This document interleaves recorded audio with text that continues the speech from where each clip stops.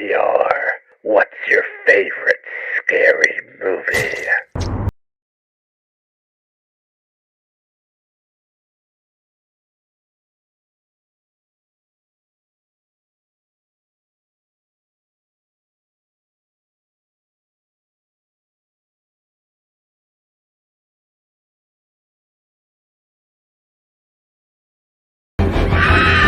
Happy Halloween out there in Uncensored Horror Land. Welcome to the show today. Of course, with me as usual, we have lovely Luke. Hello, everybody. How are we? Captivating Katie. Hello, all. We have a special guest today. The bodacious Miss Brooke is joining us for Uncensored Horror. Yay! But I'm burying the lead in a big way because today we have a very special guest. I wonder who it could be. We have an amazing writer, actor, and the delicious daddy of all things horror movies.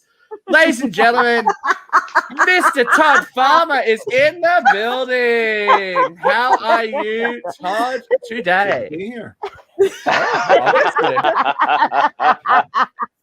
Would you say you're shivering with anticipation? I am. Patient? Was I supposed to say patient? Yes, patient. You were. It's all good. We got there. So where are we today? Are we in the horror shed again today? We are, yes. Absolutely. We are. I love that. I love it.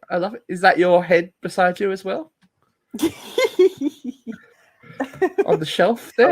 I was in the garden earlier, so I was working. Oh. Look, I've just got to say, that's the second location I'd be happy to be taken to.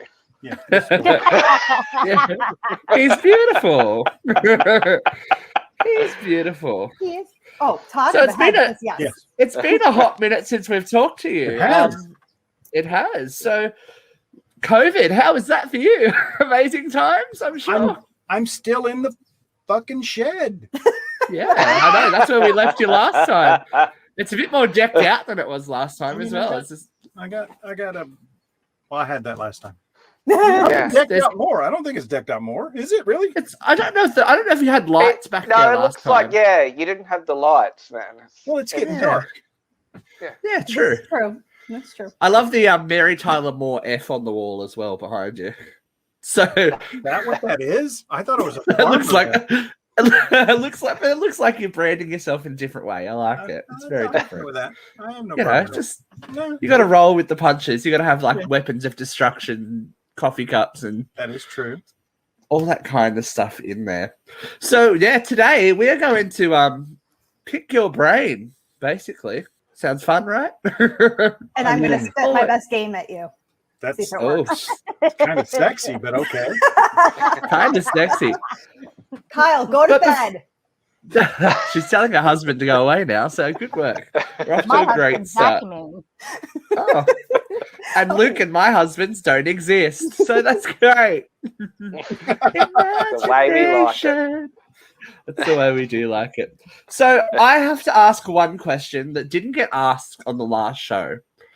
Can you detail for me the kind of gestational tract from Amway to writing horror?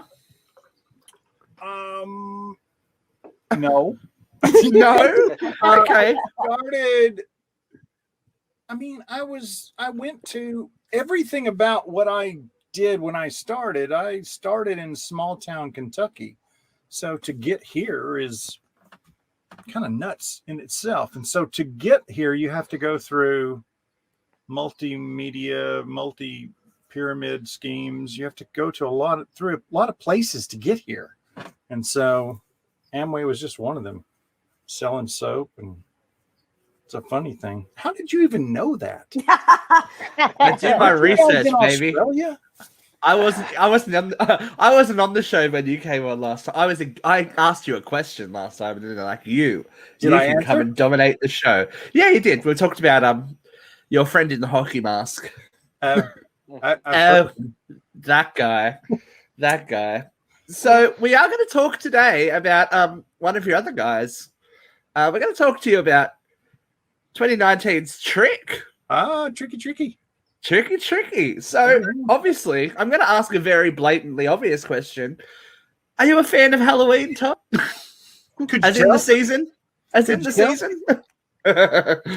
That was, how many times did we work on Halloween? We worked on Halloween after Rob Zombie's second one.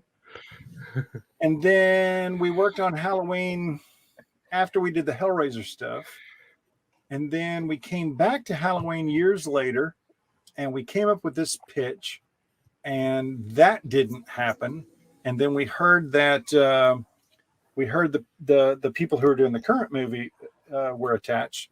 And so we took our pitch and we created Trick. I was about to say it feels like that's where that series could have gone. Well, but did you have any? Sorry, continue. I wasn't actually ever supposed to say that because exclusive. Oh, by the way, I don't care. But by the way, the feeling was, you know, we were a nothing $1 million movie. To compare us to the Halloween movie that did actually get made is not really fair. But if you look at the opening of Trick and you just put Michael in there as a high school kid, that was our intention, was to show Michael become Michael Myers in high school. Beautiful.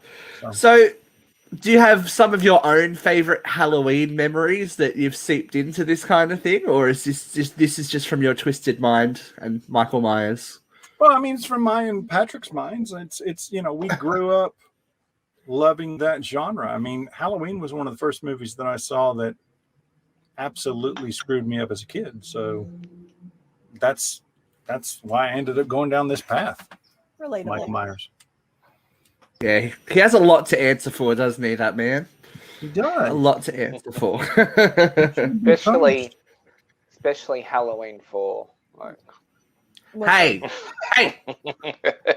Don't be naughty. Listen, I have a bone to pick with the last Halloween movie, and it's not just because of you. It's because I really just genuinely didn't like that movie. Why? I thought it was kind of like they've done it before. Like, okay, let's chase Jamie Lee Curtis around a little more. And You're being very torture nice, her. Katie. You're being very nice about Okay, it. it was shit. It was poorly written. Wait, It are you was talking about the one that just came out, or I mean the one that's about to come out, or the one that 2008. 2018. All right, The reboot. It was shit. Yeah. It was shit. Danny McBride is, I love him. I love him so much. very funny. Hilarious. Eastbound and Down is one of my favorite TV shows. I hated that movie. I think the general problem is you can't talk down about all of these sequels that got the franchise that, you know, the overwhelming, you know, cult for popularity it got, say how bad they are, then steal the scenes from them to repurpose for your movie, and undo everyone else's work just because it doesn't work for you. I mean, that's lazy writing, right? Yes, indeed. You know, people hated Rob Zombie's Halloween 2, and I actually didn't think it was that bad. I thought it gave a really interesting and different insight into Michael Myers. all right, I think we need to take Katie out of the show. Whatever. Luke's not a fan. Luke's not a fan. Fight me, Luke. Let's do this. Oh, okay. God. So we know the origins now of Trick. So was the spin the knife thing always was that a Michael Myers thing, or was that a come later idea? I think that was actually in the original, and then it became that knife hung in my shed. But Look at that. Oh, I can see it now. Sure. Okay. I think it was in the original. I think that was our plan to do that. I don't know if we did it toward the end, that Michael did it in the end. I think that may have been added later, but yeah, that was always the intention. Very interesting, because I was like, first of all, smart merch, because you can always sell a knife to a horror fan. You're like, of course, This is true. you can always sell a knife to a Wouldn't have horror said fan. Trick. It would have said Michael. On the other side, Myers. Mikey, he likes it. Mikey likes it. He does like I it. was waiting for that joke. Now, I want to talk to you about this opening scene. We're gonna. Oh, by the way, let me take us back to the main page because I forgot to say it. No one reminded me. if you haven't seen Trick yet, there are going to be some spoilers. So please do yourself a favor. We are going to be talking about the movie in depth. We're not going to try and spoil it too much, but I don't want to be the one that, people blow up about. So if you haven't seen it, pause us, come back. It's lovely of you to say that. If you haven't seen Trick yet, only 7 people saw it. So everyone watching has not seen Trick yet. You stop. Todd, you'd be surprised. I work in a bricks and mortar DVD store, which still exists at some point in the world. I did not know that was still a thing. The movie sold really well and I'm like, this is even before I knew you had anything to do with it, because I was like unpacking it and I'm like, oh, okay, yeah, horror movie, cool, no worries. And I was like, wait, Omar Epps and Jamie Kennedy? Like, hold up a sec, let me look more. And I was like, wait, this is a Todd Farmer movie. Okay, cool. And then when we were talking about what we're going to do this Halloween, I'm like, well, hello. It's staring us right in the face. It's staring us right in the face. We know someone that, has done a Halloween-based movie. But yeah, even before I knew it had anything to do with you, the show, it sold quite well. And people were like, oh, this movie was really good. So Australia's buying DVDs. They're loving your work. So I love Oz. Before they told me you were coming on the show, I had a discussion with a coworker about your movie, actually. They said, have you seen this movie Trick? And I said, bitch, please. But yes, of course I've seen it. But they liked it too. Well, it's good to know. You guys are the 12 people. I didn't know that you were the 12. There you go. We're all here. I should add that to the DVD cover. Katie says, bitch, please. That's the review. At the bottom. Uncensored Horror loves this movie. Well, you get it. Yeah, look, we're going to spread the love. So we're going to try and, get that groundswell of cult classic happening. It's going to start here. We're going to make it happen. Definitely. We're going to put it out there.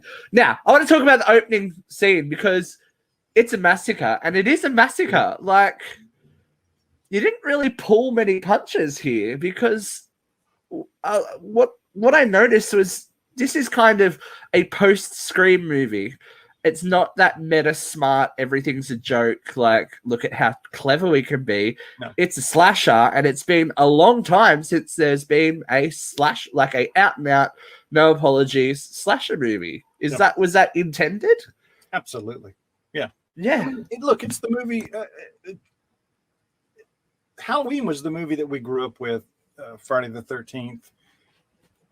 I mean, they were so brutal in their presentation that that's exactly what we wanted to do. So, yeah.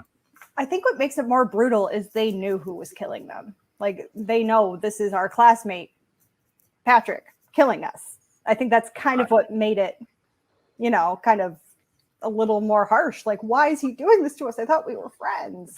I love that. In fact, the name Trick came from when Patrick was a kid. They used to call him Trick as Patrick Lussier, the director and co-writer. They used to call him Trick as a nickname. And so that's where the name came from. And then I grew, my best friend from high school was Brad Weaver. And so we just, gave him the last name. And so it was, you want to bring in that real world aspect to it, because what we liked about Halloween was that it could be anyone. It could be the guy across the street. It could be the kid that you've known all your life who suddenly just becomes a killer. That's what makes it scary. It's funny you say like the real world aspect, because it definitely felt like very like Law and Order a little bit as well. Like, it was very much a cop movie as well as a slasher. Like, I felt that's sort of where it sat, like in a lot more reality rather than at the campgrounds. When the original pitch for the Halloween part of it was to be Kurt Russell playing Loomis, and Loomis was a cop, not a therapist. And so Kurt Russell would play a detective, and so that part stayed the same. So and we just changed the name to Mike Denver, which was a name that I used 2 million years ago for a different script. That's amazing. I'm loving the inside baseball Halloween information today. I love that I'm not supposed to be saying any of this, and I love that I am saying it. I know. We're getting notoriety. The the Halloween message boards are going to be blowing up. It's going to be amazing. Dude, they're so not going to care. Yeah, and they're just sitting back going, 25 million, 27 million, 28 million. Oh, wait, it's opening weekend. Let's make some There'll more. be 2 comments, and they'll be, well, thank God he didn't put him in space. Well, who would do that? Who would do that to a horror I know, icon? right? I mean, God. Still love that movie too. Now, I want to talk about our characters because it's very rare, especially in a modern day horror movie, that you actually find characters that you A, care about, and B, want to see a little bit more of. I loved our heroine. I'm just saying. I love this show. So this character was originally in the Halloween draft, or was she just created specifically for this movie? Or I would have to go back and look. She was probably Laurie, but I don't know that for certain. Yeah, okay. You get those Laurie vibes. Yeah, I'd have to go back and look. I don't actually remember. It's been, I mean, quite literally, there was never anything written down. It was, we knew it was one of those things where Patrick and I have always been real good in a room. Not only just good in a room, we've been good just with each other. Like we would come up with ideas on the fly and then sometimes pitch and sell a show just having just came up with the idea, which was always kind of fun. And I think that makes it more organic in some ways. And so we went in and we pitched this, having literally just come up with most of the concept in the parking lot outside of Malik's office. And so I don't remember all the details because we never really wrote a lot of it down. It was just in our heads. And so what you see on the screen is what we remembered when we actually recreated it. So, that's awesome, though. I love the second life that this gets, and that it's created something so rich in itself. It doesn't feel like, oh, this is obviously a Halloween spec idea that they've just spun off into something else. It has its own life. How do you guys feel about Nikki? Because I thought she was the bomb. I loved her. Did you see how much blood we poured on her? Yeah, I know. I was about to say this. There's a lot of blood on her. She was dressed as a nurse, and she was the one trying to save everyone. Yeah. Well, she was like, "Give me more blood, more blood." Oh, I was about to say, in my show notes, I have that is a slit throat. Like that, I would love to, because they always like a little tiny gash, and like, I'm falling down. That's Gary Tunnicliffe, and Tunnicliffe, if you know his work, he did Valentine, he did Drive Angry, but before that he did Hellraiser, he did David Fincher's Gone Girl. You remember the scene where holy shit, Doogie he did Howser Gone Girl? is oh my god. That's Doogie Howser's blood. That's Gary's blood coming out of Doogie. So I mean, it's just, and to hear him tell that story, because he was told, and apparently Fincher's, he's not easy to work with, and Fincher's like, I want the blood to go everywhere but her face, and Gary was like, okay, and it went everywhere but her face. Oh, talk about just don't get it in my hair. That scene. Did you all see Gone Girl? Because that scene's wicked. Yeah, it really is. I mean, she felt nothing. I mean, he is Mozart with blood. He's just, well, Trick wasn't necessarily shy with her throat slitting, was he? He was just like, "Yep, and you're gone." Oh no! But we have to talk about this guy, because if this guy's based on a real person, I need to know who it is, because what a douche canoe Troy is. Troy is just complete nugget. He's based on that bully that's in every school. And by the way, the guy who actually plays the part, nothing like Troy, but completely became him. He was just perfect.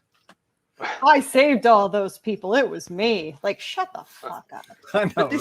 I was going to say that as well. What a great cast of people that aren't necessarily the most well-known actors in the world, especially for a horror genre film. we've reviewed a couple that are a bit, oh God. Like, am I really going to invest this much time in this movie? But I was into it. I'm like, it's been a long time since I've seen a slasher movie that I'm like, I'm down to clown with this one. And I really was. But I want to know a little bit more about casting. Yeah, I know this has nothing to do with you, but I have a question about Jamie Kennedy and Omar Epps, because they are very much of our generation's, you know, that late 90s, early 2000s horror boom that, you know, everyone was involved in. I saw those names and went, okay, that's an interesting spin. So did you ever have those character types in mind? Obviously, Omar Epps was a not the original cast actor, or the one that they went after. But yeah, talk to us a little bit more about the characters. Well, there. I mean, originally we had Mulrooney.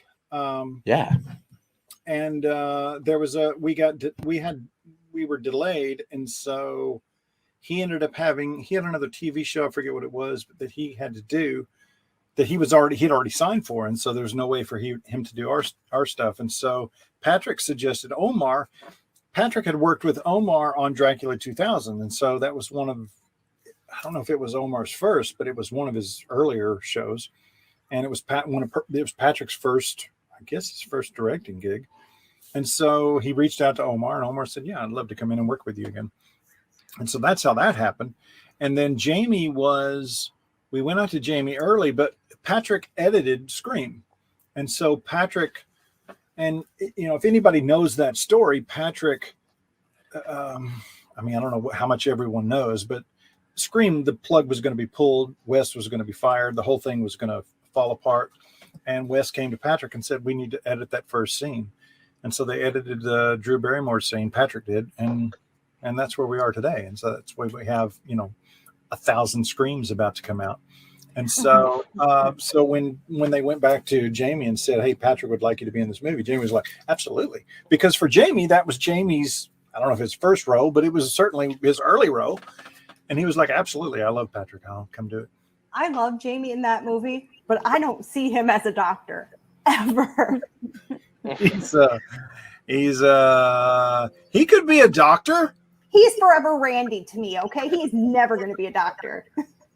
Now, Katie, cinema depends on this thing called suspension of belief. I can't. He's Randy. He is Randy forever. In every role he plays, he is Randy. I'm sorry.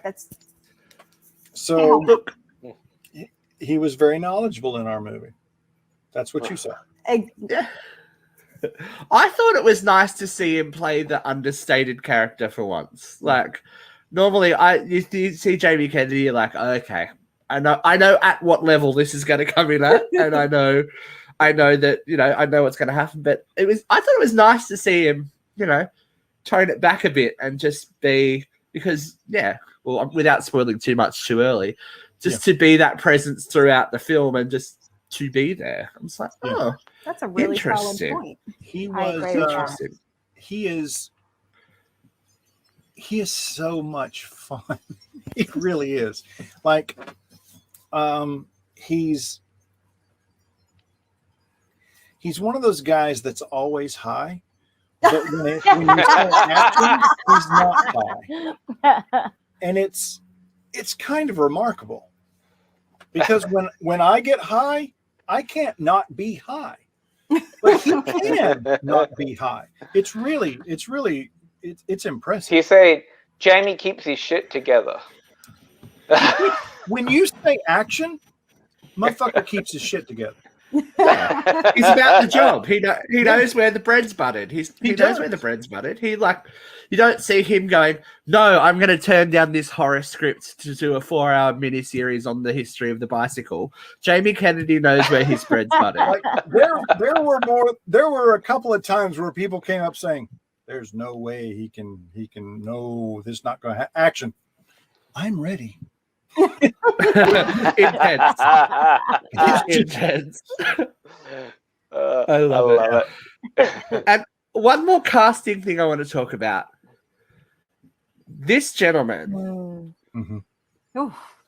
where did we find him? Like what? I don't understand because he's given me Evan Peters vibes before Evan Peters was a thing. Do you know what I mean? Like, put the kid in American Horror Story. He's ready. I mean, not that he's a kid, but you know what I mean? Like, look, he's ready. Great. All of these guys they're just local New York actors.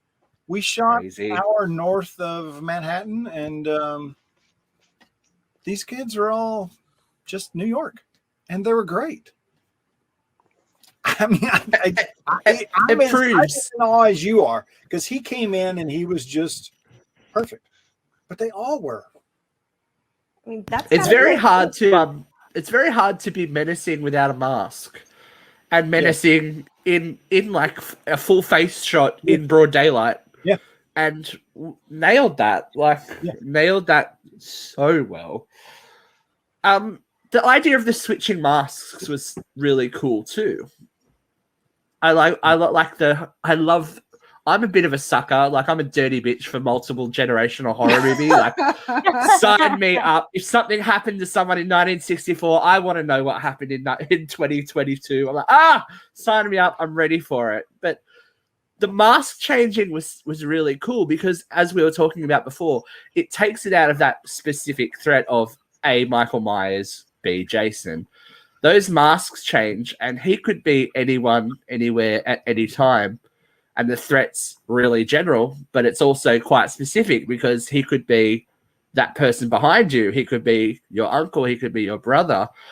Was the mask swapping an intentional thing, or is it just a happy coincidence? I'm sorry, you lost me at Dirty Bitch. What? Dirty Bitch.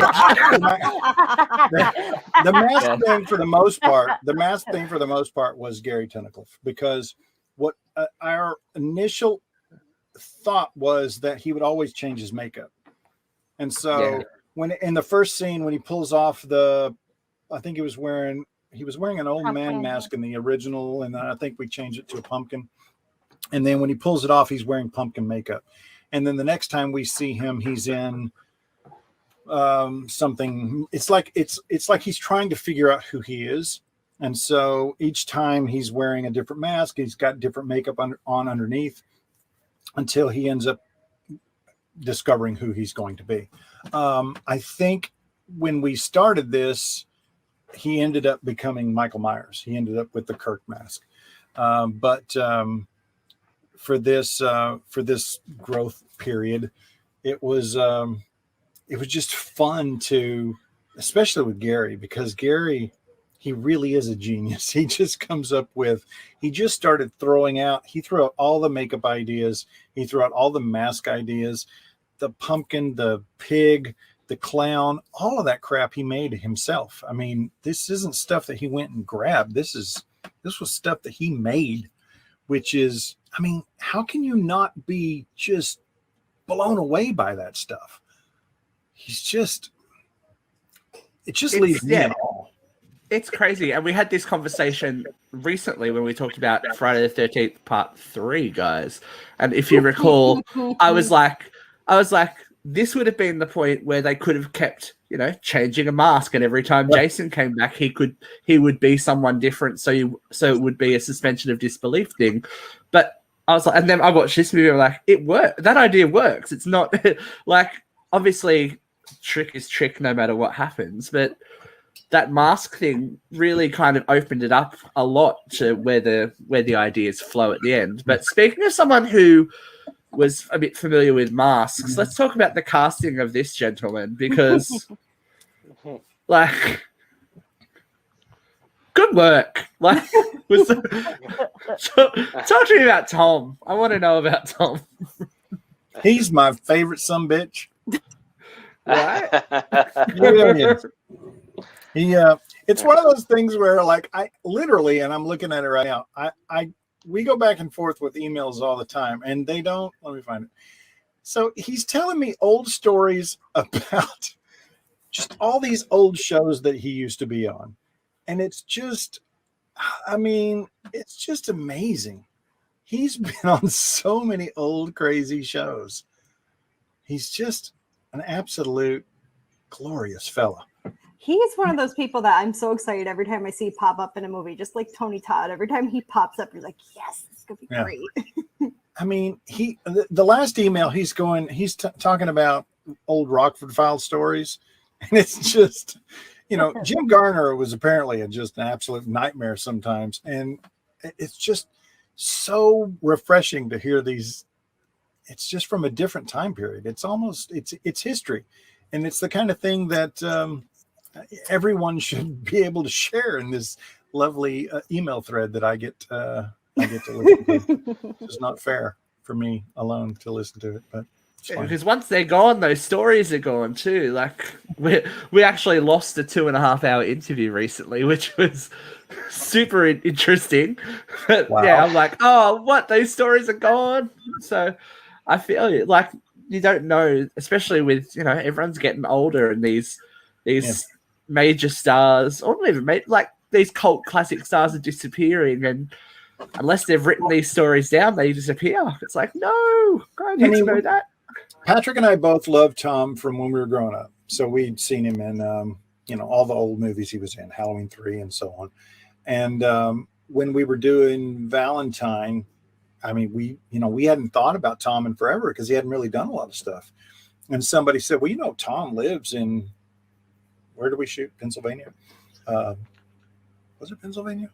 Where do we shoot Valentine? Anyway, wherever we shot it, that's where it was. And he lived there. And so we were like, oh, yeah, let's go to him. And so it was just, and from that point forward, once you meet him, you literally fall in love with him. So how do you not do more movies with him? Exactly. Yeah.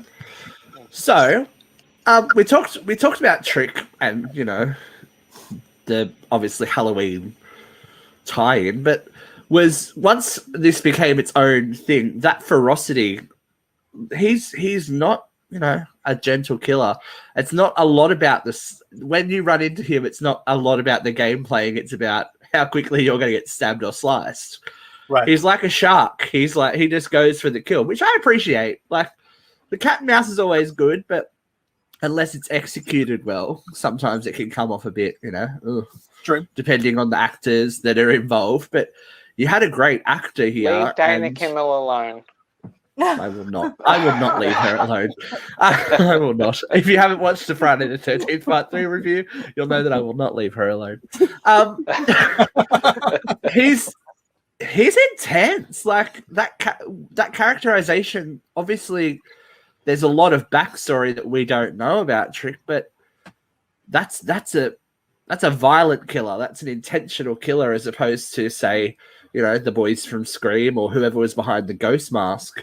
Yeah. That's someone that is out for the kill. Is that correct in my assumption?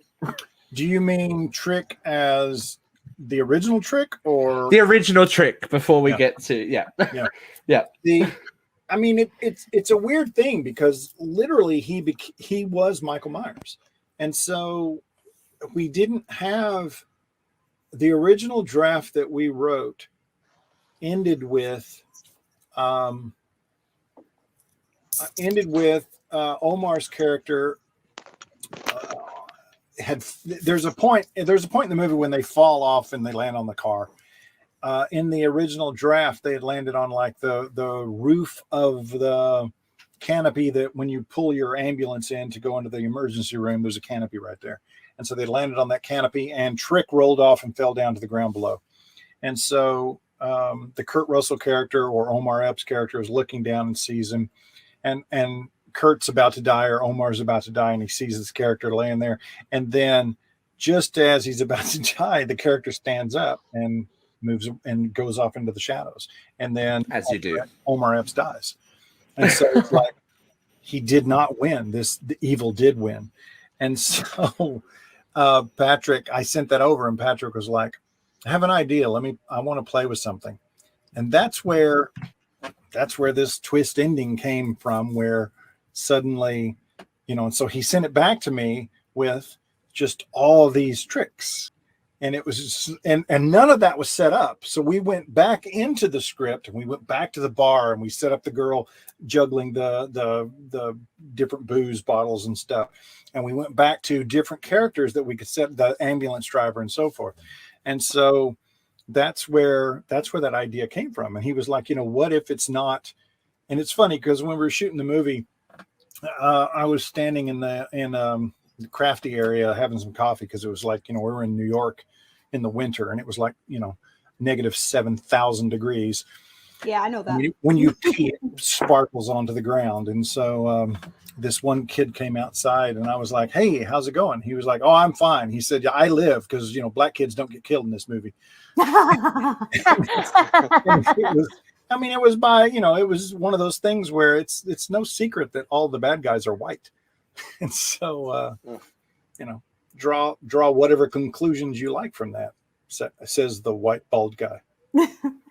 But I think that's a really great twist because it takes it again from a specific threat and a specific terror and it's very reflective of the modern day.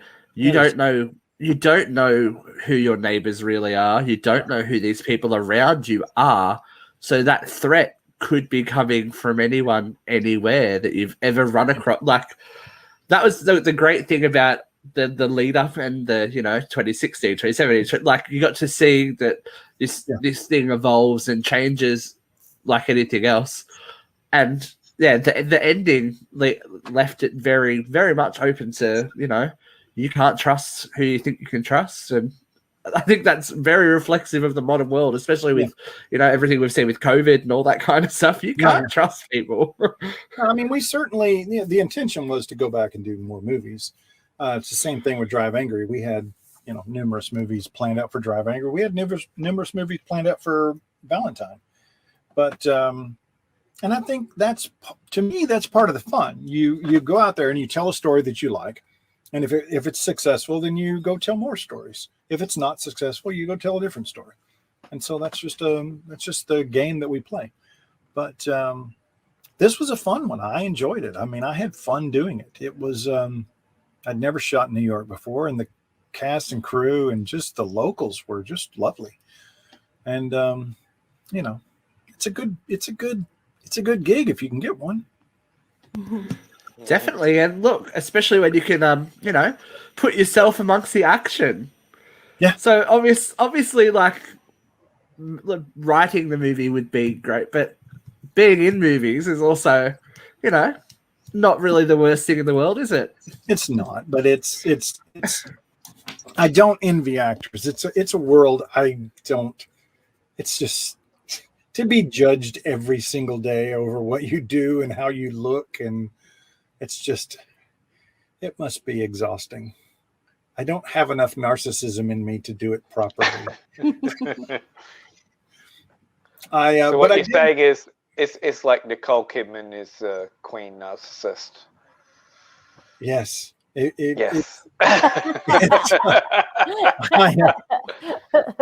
It's but you have to be. I know what you're saying. If you're going to go up against that kind of criticism, you've got to have just a shield.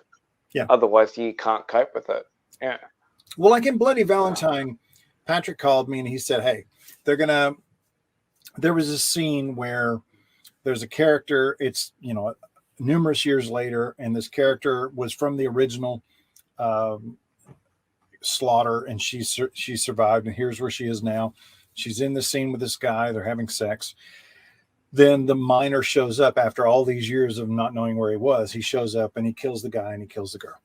And Patrick was like, "Look, they want to hire a local for this." And he said, "Would you do it?" And I was like, "Okay, fine." And so that's how this started. And so then in Drive Anger, it was the same thing. But at that time, I was very self-conscious. And so I started running and I was trying to get in shape. And I was like, I'm going to be naked and people are going to see my ass. And so it was a big thing. So for this movie, not a badass, Todd. You're okay. For this movie, I was like, I'm going to gain weight. I'm going to grow up. I'm going to let my hair go, because in Hollywood, when you take meetings, you'll color this because it's white and you don't want to look old, and so you color it. I think now more and more people don't give a shit, but for the most part, that's what you do. And so for this movie, I was like, I'm going to let my beard grow out. I'm going to let it go Santa Claus white. I'm going to get weight. I'm just going to throw it. I'm going to be a deputy. That's what I was. I was a deputy. Yeah, and you looked like you were having a damn good time because I did have a good time. Your colleagues were viciously taken down, and then how you got a throat slit of your own, right? Wait, what's that? You got your throat slit of your own. Yes, your death scene. It was a fun death scene. Yeah, looked messy. I was like, how long does it take to get that blood off you? It takes forever. That goes back to Valentine. That's the reason Patrick was like, would you do it? Because you do these scenes, you do a take and you're covered in blood, and then you run to the trailer and you wash. And like for Valentine, there was no hot water. So you wash in cold water, you wash all the blood off. You go and you get in new costume, you go back, you do the scene again, you're covered in blood. You go and you rinse again, and you do this over and over because you never know how many takes it's going to take before you get the good shot. And so if you're brand new and you've never done this before, that's traumatic. Plus, you 10 minutes before you were freaking naked with a Teamster's boot next to your ankle. And so, it's not pretending to have sex in front of a whole bunch of people is not. Yeah, how is that? I've heard it's very unglamorous. It would be confronting. There's nothing erotic about it, is there? Like, how do you think porn stars cope? I think there's a different mentality. I think there's a voyeurism that maybe porn stars take part in that I personally do not. Because I remember years later, Betsy and I have been friends forever until she voted for Trump. But we were really close, and we ran into each other, and she was like, "Hey, we were hanging out, and she was complaining about the fact that I didn't get excited during the scene with her, as if this were something against her." And I was like, there were Teamsters watching us. Little Farmer wasn't going to come out for that. He was hiding. Why would you want him to come out for that? So he was nervous. Stage fright. He's a professional, isn't he, Todd? I would like to say he's not coming out unless there's a little more money involved, and there wasn't a lot of money involved in that. You want to pay him. How much, Todd? How much? Who would play him? Wait, guys, can I ask the UCR question? Please. Oh, yes. No. How many quarters? How many quarters? Wait, what's the question? How many quarters, Todd? He doesn't even know what the hell you're talking about. He is not going to incriminate himself in that kind of way. I didn't. Are you trying to make Todd blush? I actually don't know how to measure in quarters. Is there an app? Let me get my phone and.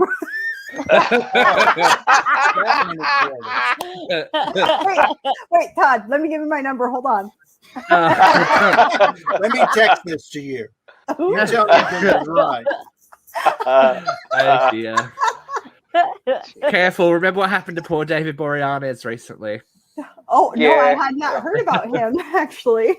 Wait, didn't Captain America put his quarters online? And Captain America's online. David's online. Yep. There's a lot of meat. Very happy with Captain America. He can save me. Listen, Captain America can do whatever the fuck he wants. He's Captain America. We salute you. For about 3 weeks, my dick was in Drive Angry, and then that went away. Because there was that moment when Amber had just drugged Krista out into the parking lot. She punched her, and then she turns around, she runs back to me, and after we'd shot it about 3 or 4 times, Amber, we were standing in there, and Amber's like, "You should drop the sheet when you come back in," or when I come back in. And I was like, "I'm not dropping the sheet." And Krista was like, "Oh, you should drop the sheet. You should drop the sheet." I was like, "I'm not dropping the sheet." And they were like, "Oh, I'll drop it." So they freaking badgered me into dropping the sheet. So I dropped it. and nobody knew I was going to drop it. And then as I'm dropping it, I'm sort of bouncing around, and then my dick was helicoptering. And so when your dick helicopters, it like pulls attention away from the drama, and it's just all on the dick. And so, helicoptering was a thing. Because, I mean, how many times do you do this when you're naked? You just don't. Well, I mean, you do that flap thing. Well, you flap it back and forth, but you don't. It brings a new theme, new like meaning to the word drive angry. Like, true. By the way, other guests talk about their dicks helicoptering. I'm not the first. Yeah, totally. Lisa Wilcox was all about that. Yeah. Yeah. We couldn't stop it talking about it. Yeah, couldn't stop it talking about it. This is why you're a fake one, okay? You give us the scoop, and then you give us the scoop. All right, back to the movie briefly for a second. Just to get, back to the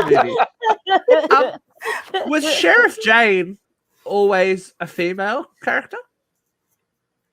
Because that was an interesting one. I think so. Think so? Yeah.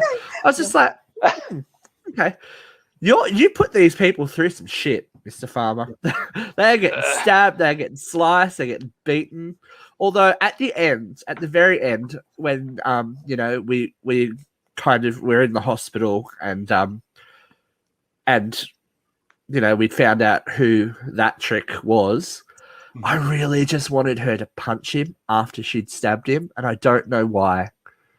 He's got a very punchable face. I was going to say he deserved it. That's why. You're talking about Jeremy, right? I think it's Jeremy. Yeah. She stabbed him, and then I just wanted her to give him just a little clip across the chin as well. Because he's the one of us. Yeah. I know that he's somebody that I met, Jerome, not Jeremy, Jerome. He played Deputy Slater, which is named after Slater from the Exorcist TV show and so forth. But Jerome was a friend of Patrick's. Like Patrick knew him from before, and so that he was cast in that role as that character. And he played it so perfectly that when it came time for Christina, the actress, to stab him, the actress playing the sheriff was like, "Oh, I want to stab him too."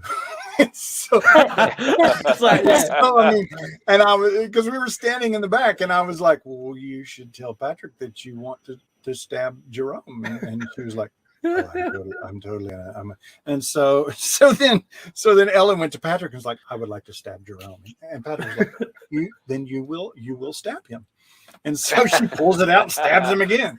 So I think it's deserved after everything that they went through, especially that last scene when like they've got the three of them getting attacked together.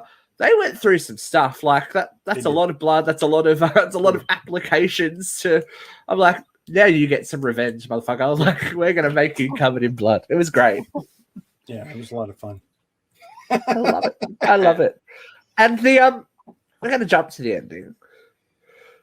Was this? Talk to me about this. Is this intentional? Like, can we just hold it on that screen for a while? Of course you can. Now, don't drive angry, Todd. Don't drive angry. Oh, I love that. Interesting relationship that came out of nowhere. A little bit. I mean, for me, look, love's hard to find. True. And you got to embrace it wherever you find it. I mean, that's what I'm trying to do here, Todd. You're just not. This is why we're talking about these corners. We're all trying to embrace a bit. Stay with your husband, Katie. He's not right now. We're not talking about him.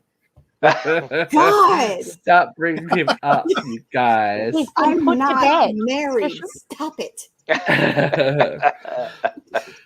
I've got to say, though, if it's one thing this movie did make me want to do, it makes me want to come to America so bad for Halloween because you guys do it right.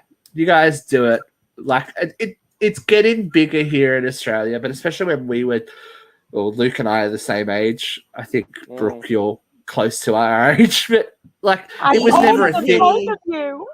Yeah, it was never really a thing, but now it's starting to happen. But to see like, the Scream Till Dawn movie marathon and like, you know, the maze and all that kind of stuff. I'm like, it puts you in, it very much puts you in place. And I'm like, I want to be in that place. I would risk it. You know what I mean? I would risk it for the biscuit. I want to clear it up just a little bit. Very few theaters will do horror movie marathons like that. Very, very few. A few years back, my local drive-in did a July thriller chiller or something like that. And it was all these awesomely bad B films, and they played it from dusk till dawn. They did not play from dusk till dawn. They played movies from dusk till dawn. And I thought that was just so great. I think the nostalgia factor is there. And I don't understand why they don't do that more often, because listen, us horror geeks will come and we will pay money and we will do that every year if you do it. Like, that is a solid way to make some money. I just don't understand why more theaters don't do it. They do it, like they do it at Hollywood Forever, don't they? As well, the cemetery. They do those movie nights. They just did Scream 1 and 2 together. I would have like crapped my pants to go. Like, put me in a cemetery watching Nosferatu or something. I would be so down for that shit. I'm like, come on, Australia's so boring. Well, and we really are when it comes to Halloween, though. As somebody who's very pro Halloween and always been very pro Halloween, we don't do enough. Like, I decorate my house. I do the whole thing. Like, I have an LED spiderweb to die for. It's stunning. But we don't do Halloween right here. So it's where are you guys? Where is everyone? I know. Well, I'm in Newcastle, Australia. Okay. Yeah, Brooke and I are together. So we're about an hour and a half from Sydney. Excuse me. Sydney? Yeah, I'm Queensland. Queensland, okay. Australia. And then Katie, you're not in Australia at all. Todd, I'm wherever you want me to be. Oh, God. I'm in upstate New York. I'll text you. He's got a photo coming your way, I'll be Katie. asleep by the time you get here. I mean, good morning. I've been to Australia numerous times. I've never been in October, so I never knew that you guys didn't do. Well, you can come and stay with me. That's fine. Just Oh no, the girls are on Will there. you do Halloween? Oh, I do Halloween. Drag fight. All right, good. Yeah. Yeah, perfect. I'll get rid of my kids, everything. It'll be fun. I'll take them to paranormal investigation. Katie's gonna shoot me. Yeah, look, look, girls. If I had the photo, and we might show it later, but Luke got there first. So I did. Luke did get there first. Fantastic. I remember that I'd photo. have to go back. When was that? That was early. That was 2004. Yeah, 2004, 2003. everyone was young and beautiful and drunk. Yeah, by the looks of it was a while. Yeah, no, I was gone. I was like, woo! I mean, to be But fair, hey, at least my wig line was okay though. I kept that shit all right. was it though? Was it really? Was it? Was it though? All right. Before we finish up with Trick, you said you planned a world. Where do you think this would have taken you had you gone on to another movie? You mean like the story? The story. The story would have been. I mean, Patrick went back to originally. It ended with the two girls, putting their foreheads together, and they were going to go out and hunt.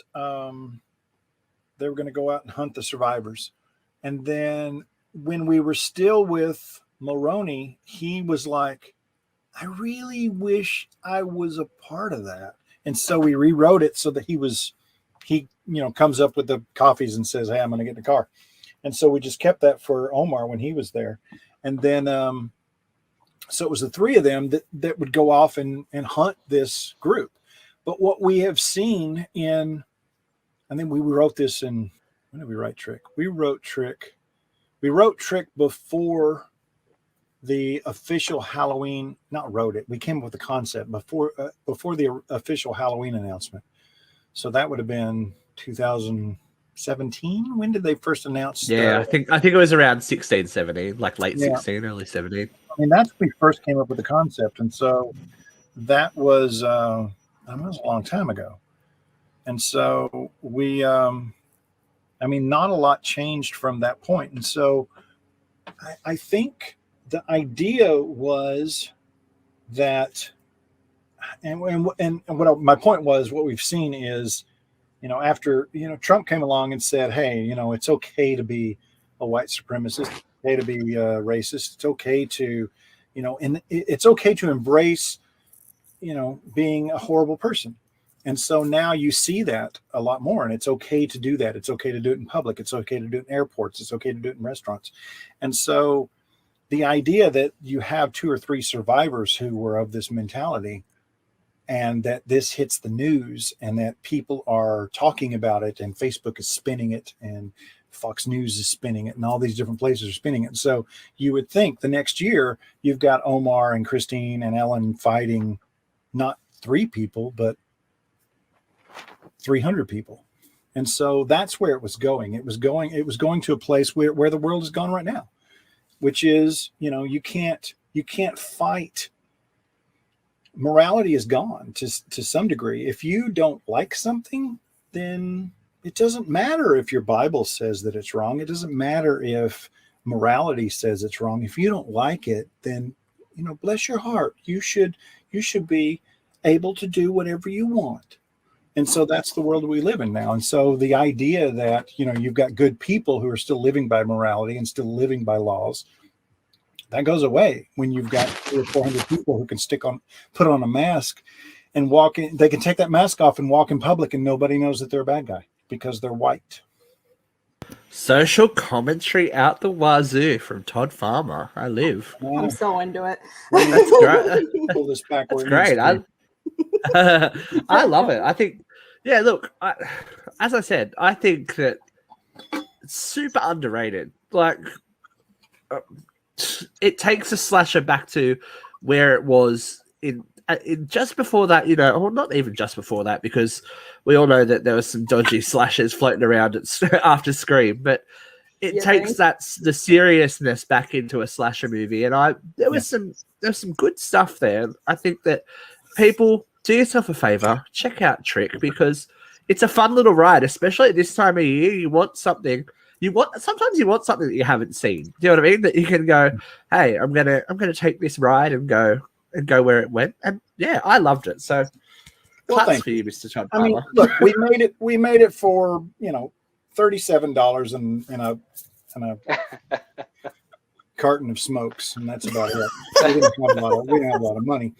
But we had fun with it, and and it is, for the most part, it's one of those movies where you don't have, if anything goes wrong, you just have to outthink your way of figuring out what to do next, and so that part makes it fun. But it definitely doesn't look cheap though. That's the thing. It looks like a proper budgeted horror movie.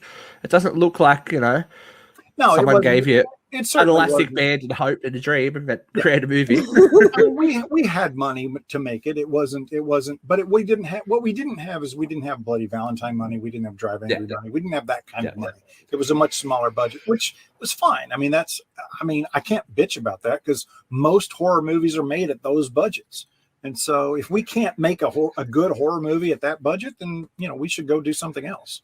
Yeah, you shouldn't be making them, should you? Really? Yeah, exactly. Exactly. I have 2 questions. What are you up to next, and will you kill me in that movie? What I'm up to next depends on if you answer my text.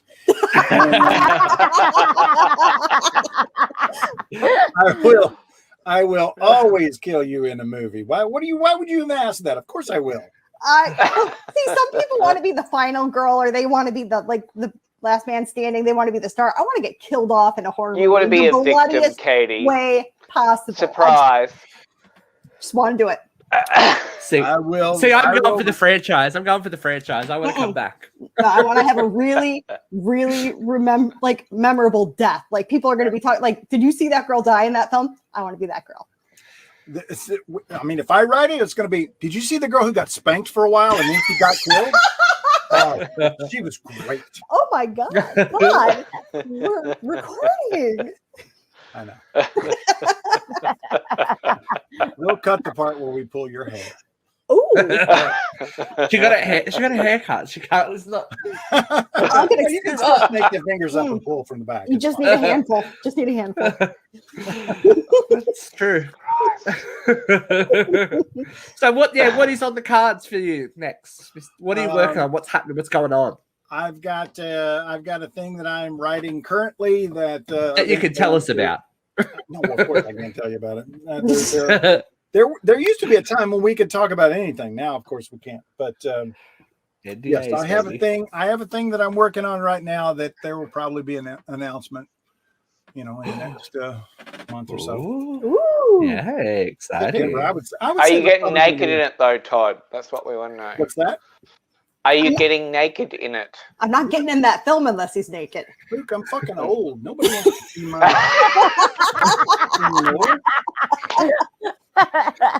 I think have you not been on this show long enough now that you realize there's some thirsty bitches around here? Like... I know, like Katie's slipping all around her seat. Listen, this isn't even just a gimmick. I mean, Todd, let me tell you something.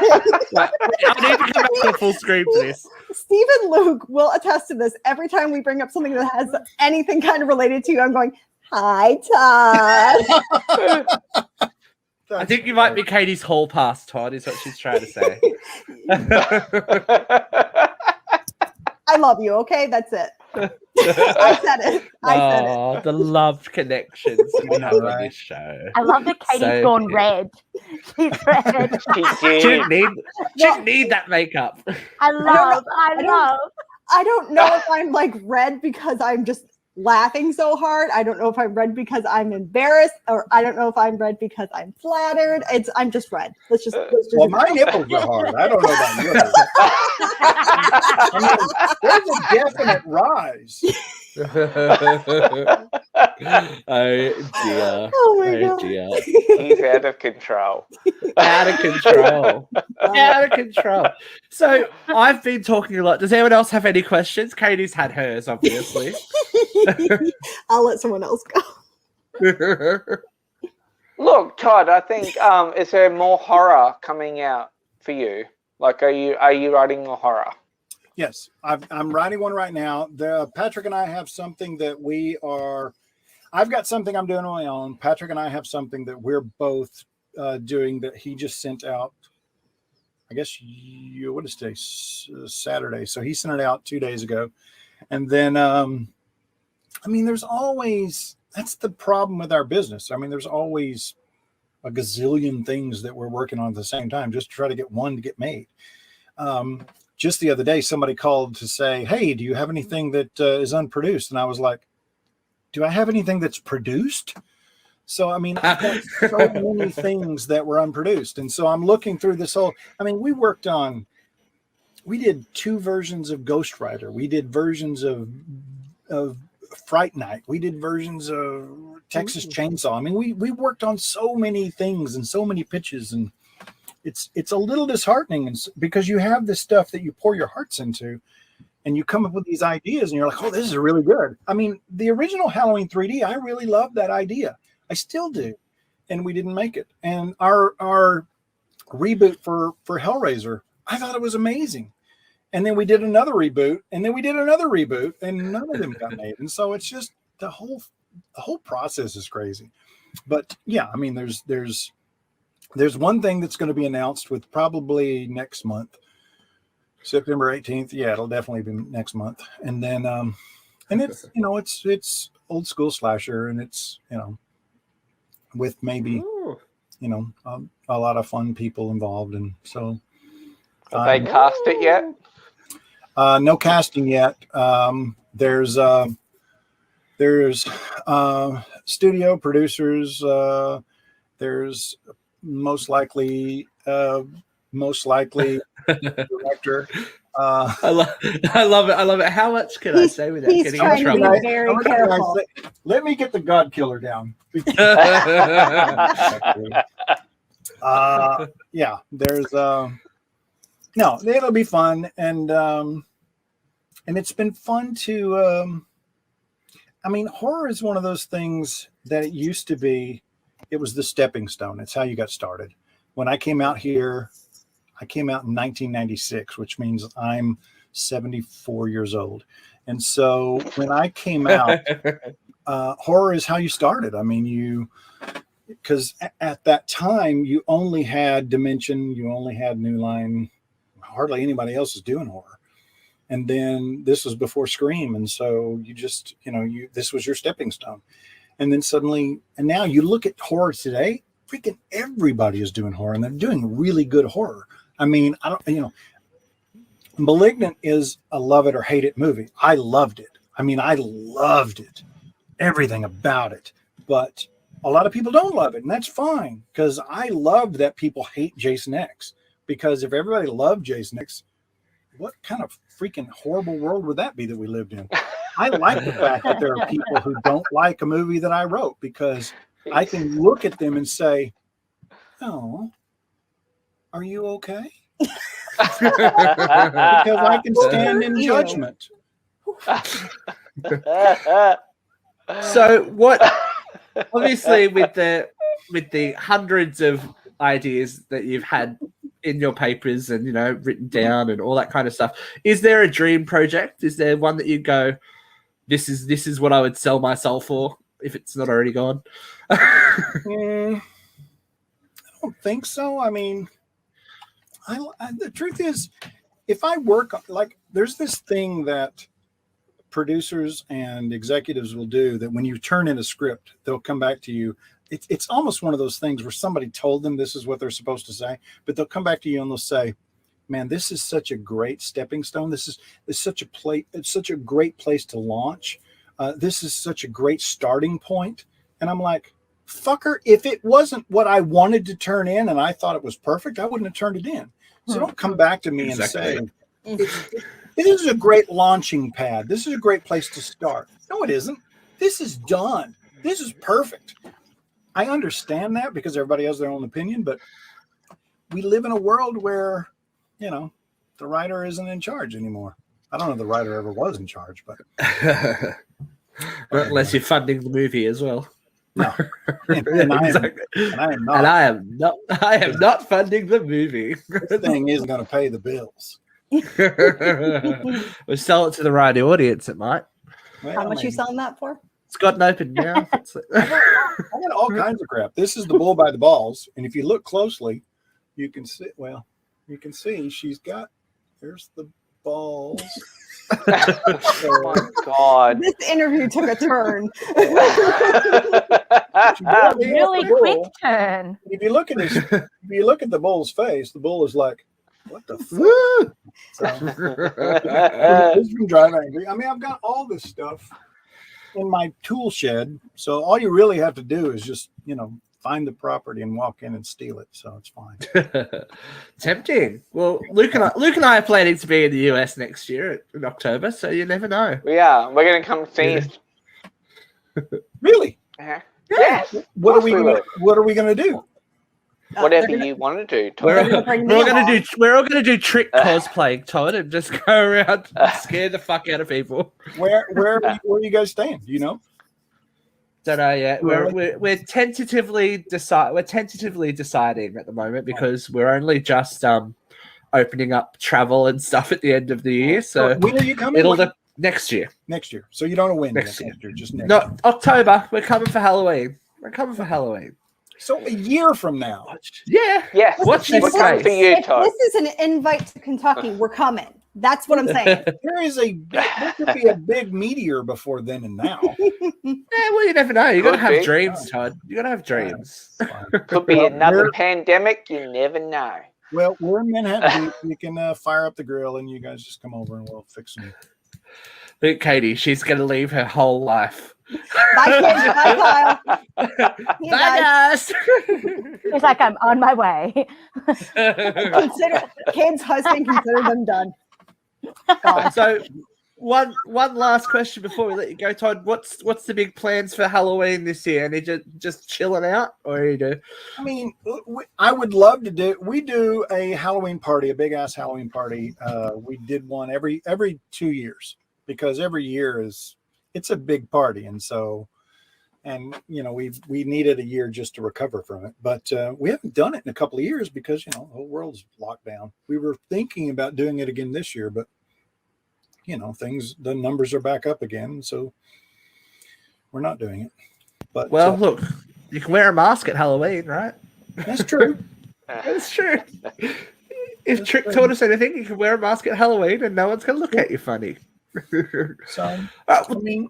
I would love to do another party, but it feels kind of irresponsible. So we're not going to. So we'll wait till maybe next year. Just have a little movie fest by yourself. Like that's my year every year. It's like which version of the Halloween series would I like to watch now?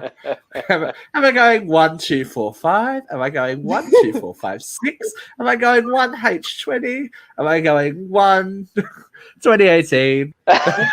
Thank you guys for staying up so late to do this because I know it's like what is it 1 o'clock in Oz right now? It's only Katie. No. We're in the middle of the day morning. Here. Yeah, it's past my bedtime, but for you, I'd do anything. Well, wait, it's not past your bedtime. I am an old lady. I have 2 young children. I go to bed very early. She is an old lady. No. All right, guys. Well, thank you so much, Todd, for joining us today. And we will see. It's been a lovely Uncensored Horror. Thanks for joining us today, Brooke, as well. You're welcome. And we will see you all soon. Make sure you check out Trick, guys. Bye. Bye.